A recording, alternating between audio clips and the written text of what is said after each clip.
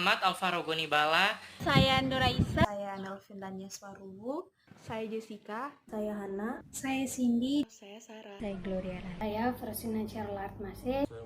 Dan kelompok 1. Taman Wisata Alam Tomohon terletak di Teliti 1, Tomohon Tengah, Sulawesi Utara. Tempat wisata yang awalnya ramai kini menjadi sepi setelah pergantian wali kota, dikarenakan pada saat itu wali kota banyak mem-PHK pegawai biasa. Taman Wisata Alam Tomohon merupakan tempat yang indah dan banyak spot foto yang bisa kita temukan di dalamnya. Namun sayangnya, tempat ini menjadi terbengkalai dikarenakan sudah sepi pengunjung dan tidak ada lagi yang berjaga atau yang bekerja di tempat wisata tersebut.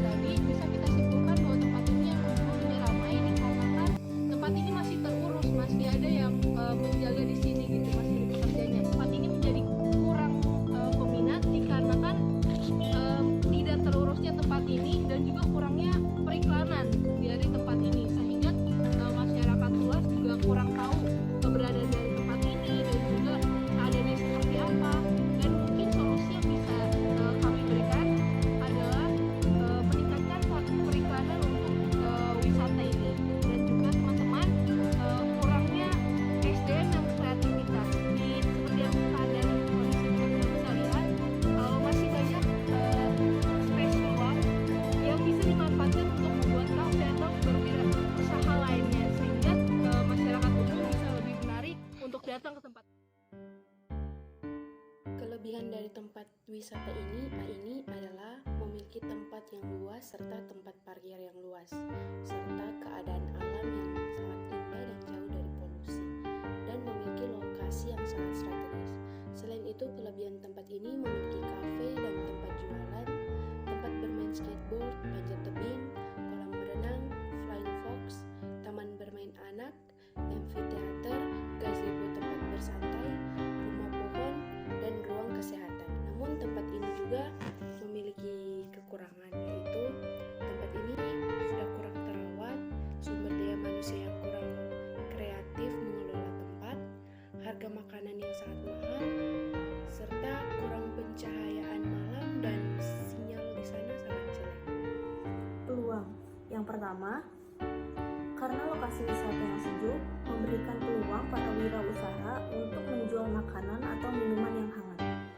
Lalu yang kedua, banyaknya spot foto yang indah memberikan peluang bagi para fotografer.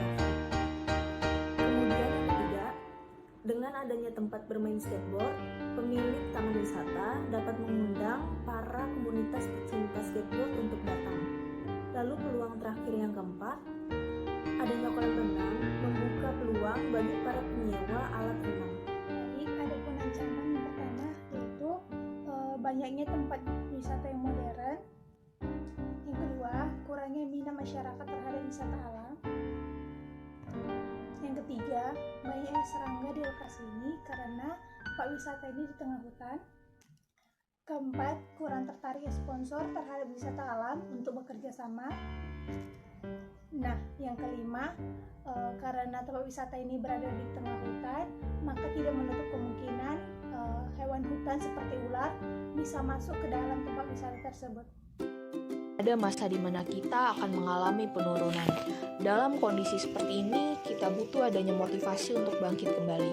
Apa sih motivasi itu? Berikut penjelasannya. Dalam menjalani Baik, suatu saya akan menjelaskan pengertian motif dan motivasi. Dalam motif terdapat dua unsur pokok, yaitu yang pertama dorongan dan yang kedua tujuan. Sedangkan motivasi itu sendiri yaitu merupakan sesuatu yang membangkitkan motif atau menggerakkan seseorang untuk berbuat sesuatu dalam rangka mencapai sesuatu kepuasan atau tujuan. Motivasi yang melatar belakangi motif. Ada motivasi, jadi ada motif.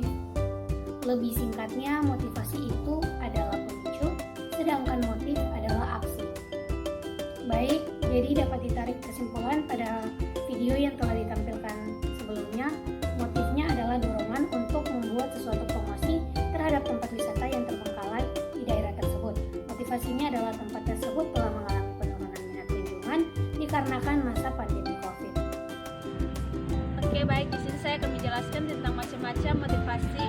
Motivasi intrinsik adalah yang dimaksud dengan motivasi intrinsik adalah motif-motif yang menjadi atau berfungsinya tidak perlu dirangsang dari luar. Karena dalam diri setiap individu sudah ada dorongan untuk melakukan sesuatu. Motivasi ekstrinsik. Motivasi ekstrinsik adalah motif-motif yang aktif dan fungsinya karena adanya perangsang dari luar.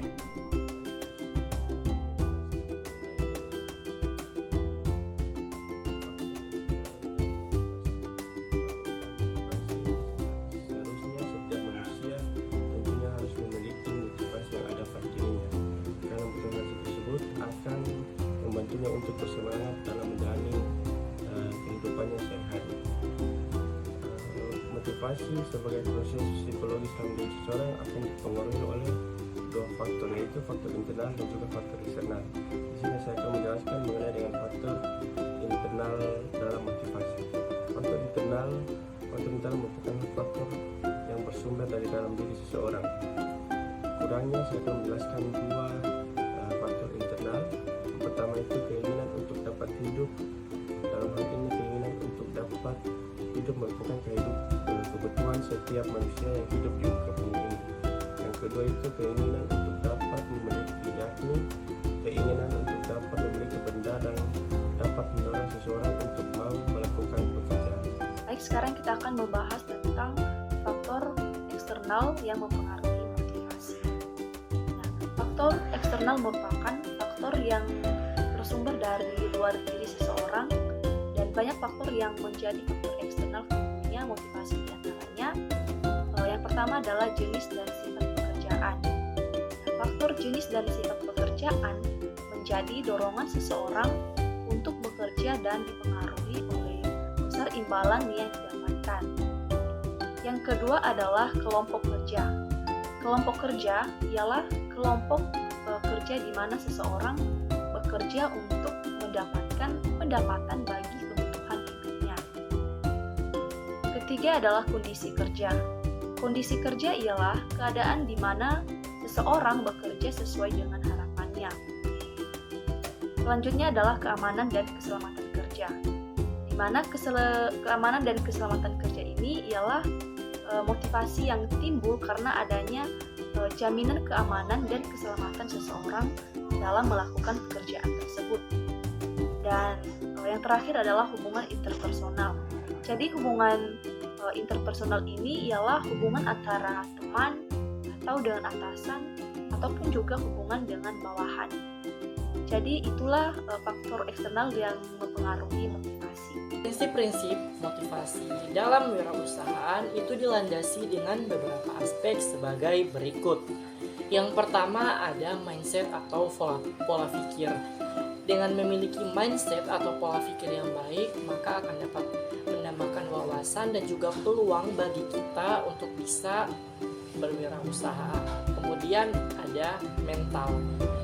Selain ada mental, ada juga make it atau lakukan sekarang dan jangan menunda-nunda. Yang selanjutnya ada kemampuan marketing. Selanjutnya ada juga manajemen, artinya kemampuan memanage waktu dengan baik. Dan yang terakhir ada mentor. Dari video yang bisa teman-teman lihat tadi dan juga berdasarkan dari analisis SWOT yang telah kelompok berikan, bisa kita lihat bahwa TW atau mohon ini memiliki banyak kelebihan dan juga banyak peluang di dalamnya. Di satu sisi bisa menguntungkan pihak pengelola dan di sisi lain juga bisa menguntungkan banyak wirausaha yang bisa berjualan di sana. Dan mungkin itulah yang bisa menjadi suatu pemicu agar TW atau mohon ini kembali dibuka. Karena jatuhnya usaha itu adalah hal yang wajar, tapi kita harus bisa mempunyai motivasi kembali agar usaha yang kita bangun bisa berjalan lagi. Motivasi ini bisa berasal dari dalam diri kita yang mungkin sadar dan juga ada kemauan untuk melakukan sesuatu, dan bisa juga motivasi ini bisa kita dapat dari luar, yakni dari rangsangan lingkungan sekitar. Jadi apabila usaha kita mengalami penurunan, kita harus melihat kelebihan apa yang kita punya dan peluang apa yang bisa kita miliki, dan itulah yang bisa menjadi suatu motivasi atau dorongan agar kita bisa bangkit kembali, dan juga kita bisa memikirkan hal-hal baik ke depannya yang bisa kita berikan kepada orang lain dari usaha yang kita miliki. Bersakit-sakit dahulu, bersenang-senang kemudian. Jatuh itu wajar, tetapi ingat bahwa ada masa indah yang perlu dikejar. Karena suatu keberhasilan yang besar butuh usaha yang besar juga untuk mendapatkannya. Jangan berhenti berusaha, tapi berani mencoba. Terima kasih.